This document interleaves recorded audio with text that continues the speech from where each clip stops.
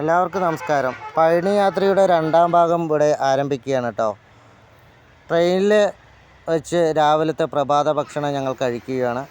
രാവിലെ തന്നെ വാഴയിലയിൽ പൊതിഞ്ഞു വെച്ചിട്ടുള്ള ഇഡ്ഡലി എല്ലാവരും കമ്പാർട്ട്മെൻറ്റിൽ വളരെ ഒഴിവായതുകൊണ്ട് എല്ലാവർക്കും ഫ്രീ ആയിരുന്ന് കഴിക്കാനുള്ള ഒരു അവസരം ഞങ്ങൾക്ക് ലഭിച്ചു.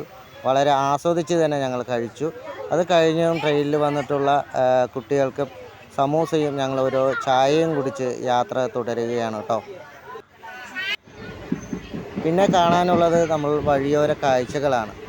നമ്മൾ പഴനിയുടെ യാത്രയുടെ ഏറ്റവും മനോഹരമായ കാഴ്ച എന്ന് പറയുമ്പോൾ ഈ കാറ്റാടി യന്ത്രങ്ങളാണ്.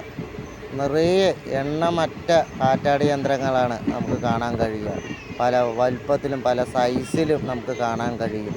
ഇവിടെ ഏറ്റവും കൂടുതൽ കറണ്ട് ഉൽപ്പാദിപ്പിക്കുന്നത് ഈ കാറ്റാടി യന്ത്രങ്ങളിലൂടെയാണെന്ന് മനസ്സിലാക്കാൻ കഴിയും. ഏക്കർ കണക്കിന് കൃഷി ചെയ്തിട്ടുള്ള തെങ്ങും തോപ്പുകൾ പോലെയാണ് കാറ്റാടി യന്ത്രങ്ങൾ നിൽക്കുന്നത്. നമ്മൾ ട്രെയിനിൽ യാത്രയിൽ പഴനി യാത്രയിൽ ഏറ്റവും കൂടുതൽ കാണാൻ കഴിയുന്നത് തെങ്ങും തോപ്പുകളും ഈ കാറ്റാടി യന്ത്രങ്ങളും തന്നെയാണ്. അതൊരു മനോഹരമായ കാഴ്ചയാണ്. ആദ്യമായിട്ട് കാണുന്നവർക്ക് ഒരു കൗതുകം ജനിപ്പിക്കുന്ന കാഴ്ചയാണ്. ഏകദേശം യാത്രയിൽ ചെറിയ തണുപ്പോടുകൂടി യാത്ര തുടങ്ങുന്നതുകൊണ്ട് തന്നെ ചെറിയൊരു മയക്കം തുടങ്ങി. അപ്പോൾ ബാക്കിയുള്ളവർ ദീയും ദയും സൈഡിലിരുന്ന് അതിൻ്റെ ബാക്കിയുള്ള കാഴ്ചകൾ കാണുകയാണ്. വിശാലമായ ഒഴിഞ്ഞു കിടക്കുന്ന ഏക്കർ കണക്കിന് സ്ഥലങ്ങളാണ് നമുക്ക് കാണാൻ കഴിയുന്നത്. അതിലെല്ലാം തന്നെ മാവുകളും തെങ്ങും തോപ്പുകളും ഈ കാറ്റാടി യന്ത്രങ്ങളും എല്ലാം നിറഞ്ഞു നിൽക്കുന്നുണ്ട്. ചെറിയ അരുവികളും കാണുന്നുണ്ട്. വരണ്ട കാലാവസ്ഥയായതുകൊണ്ട് വെള്ളം വളരെ കുറവായിട്ടാണ് നമുക്ക് കാണാനായിട്ട് കഴിയുന്നത്. പിന്നെ എല്ലാവരുടെയും പോലെ തന്നെ ചവറകളുടെ ഒരു കൂമ്പാരമാണ് ഇവിടെ കാണുന്നത്. അത് ഏകദേശം പുകഞ്ഞുകൊണ്ടിരിക്കുന്നു. മാലിന്യം എല്ലാവിടെയും ഉണ്ട്. ഇതിലൂടെ നമുക്ക് മനസ്സിലാക്കാൻ കഴിയുന്നത് ഏകദേശം പഴനി റെയിൽവേ സ്റ്റേഷൻ എത്തി കേട്ടോ. നമുക്ക് അനൗൺസ്മെൻറ്റ് കേൾക്കുന്നുണ്ട് തമിഴിലും മലയാളമായിട്ടും. റെയിൽവേ സ്റ്റേഷൻ പ്ലാറ്റ്ഫോം വളരെ ക്ലീനായിട്ട് കിടക്കുന്നത് കണ്ട് ഇറങ്ങി വരുന്നവർക്ക് നല്ലൊരു സന്തോഷം ജനിപ്പിക്കുന്നതായിരുന്നു. അപ്പം മെല്ലെ ട്രെയിൻ നിർത്തി ഞങ്ങൾ ഓരോരുത്തരായി ഇറങ്ങുകയാണ്.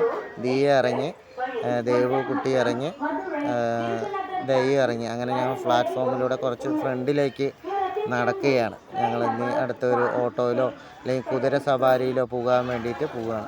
ഞങ്ങളെ മനോഹരമായുള്ള ഒരു കാഴ്ചയാണ് ഞങ്ങളെ വരവേറ്റത്. കണിക്കൊന്ന കണ്ണിനും മനസ്സിനും ഒരേപോലെ സന്തോഷം തരുന്ന മനോഹരമായ ഒരു കാഴ്ചയായിരുന്നു ഈ കണിക്കൊന്ന റെയിൽവേ സ്റ്റേഷനിലെ തൊട്ടരികിൽ തന്നെ കാണാൻ കഴിഞ്ഞു. അങ്ങനെ ഞങ്ങൾ താഴേക്ക് ഇറങ്ങി ഓട്ടോ നിർത്തി കുതിര സവാരി നിർത്തിയിട്ടുള്ള ഇതിലേക്ക് പോകണം. അപ്പോൾ കുതിര സവാരിയിൽ പോകാനാണ് കുട്ടികൾക്കെല്ലാം നല്ല താല്പര്യം. അത് പുതിയൊരു അനുഭവവും എക്സ്പീരിയൻസും ആകുമല്ലോ, കുട്ടികൾക്കൊരു രസമാണല്ലോ എന്ന് പറഞ്ഞിട്ട് അതിൽ ഞങ്ങൾ കയറുകയാണ് കേട്ടോ. അപ്പോൾ ഓരോരുത്തരായിട്ട് ആദ്യം ചെറിയ ആൾക്കാരെ കയറ്റി ഉള്ളിലേക്ക് ഫ്രണ്ടിലേക്ക് ഇരിക്കാൻ പറയുന്നുണ്ട് കുതിരക്കാരെ, കുറച്ച് ഫ്രണ്ടിലേക്ക് ഇരിക്കാനായിട്ട്. അപ്പോൾ കുട്ടികൾക്കെല്ലാം നല്ല ആകാംക്ഷയും എക്സൈറ്റ്മെൻറ്റുമാണ് ഇതിലൂടെ കുട്ടികൾക്ക് ലഭിച്ചത്. അപ്പോൾ കുതിരവണ്ടിയിൽ ഞങ്ങൾ കയറുകയാണ്. അപ്പോൾ ഞാനും അതിൻ്റെ കുട്ടികളെല്ലാം കയറ്റിയതിന് ശേഷം ഞാനും കയറിയിരുന്നു.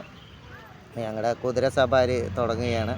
അപ്പോൾ കുട്ടികൾക്കെല്ലാം ഒരു ചെറിയൊരു ഭയവും എക്സൈറ്റ്മെൻറ്റിലൂടെ ഉണ്ട്. അപ്പോൾ കുതിരക്കാരൻ പറയുന്നുണ്ട് കുറച്ച് ഫ്രണ്ടിലേക്ക് കയറി ഇരുന്നോളൂ, കാഴ്ചയെ കാണാൻ പറ്റും എന്ന് പറഞ്ഞു. കുട്ടികൾ ഭയത്തോടെ അല്ലെങ്കിൽ കുറച്ച് ഫ്രണ്ടിലേക്ക് കയറിയിരുന്ന് യാത്ര ചെയ്യാനായിട്ട് പറയുന്നുണ്ട്. കുതിരയൊന്നും ചെയ്യില്ല എന്നെല്ലാം പറയുന്നുണ്ട്. അപ്പോൾ ഞങ്ങളുടെ കുതിര സവാരി പഴനി താഴ്വാരത്തിലേക്ക് ഞങ്ങളുടെ യാത്ര തുടങ്ങുകയാണ് കേട്ടോ. അപ്പോൾ മെല്ലെ പോകുന്നുണ്ട്. അപ്പോൾ ഇങ്ങനെ ഇടയ്ക്കിടയ്ക്ക് കുട്ടികൾ ചോദിക്കുന്നുണ്ട് കുതിരയ്ക്ക് വഴി അറിയോ, കുതിരയ്ക്ക് വേദനയ്ക്കില്ലേ നമ്മൾ വലിച്ചുകൊണ്ട് പോകുമ്പോൾ, അതിന് തെറ്റില്ലേ, സ്പീഡില്ലേ, വീഴില്ലേ എന്നൊക്കെ പറഞ്ഞ് ഇങ്ങനെ സംസാരിച്ചു കൊണ്ടേ ഇരിക്കുന്നുണ്ട് എല്ലാവരും. എന്നാലും ഭയങ്കര ഹാപ്പിനെസ്സാണ് കുതിരവണ്ടിയിൽ പോകുന്നതുകൊണ്ട്. അതിൻ്റെ കൊടമണി സൗണ്ട്, കഴുത്തിൽ കെട്ടിയ മണിയുടെ സൗണ്ട് അങ്ങനെയൊക്കെ യാത്രയിലുടനീളം കേട്ടുകൊണ്ടേ ഇരിക്കുന്നുണ്ട്. ഏകദേശം ഒരു 1.5 കിലോമീറ്ററോളം യാത്ര ചെയ്താലാണ് നമുക്ക് പഴനിയുടെ താഴ്വാരത്ത് എത്തുക. അപ്പോൾ വഴിയിലെല്ലാം അങ്ങിങ്ങായിട്ട് ഇതേപോലെ കുതിരവണ്ടികൾ യാത്ര ചെയ്യുന്നുണ്ട്.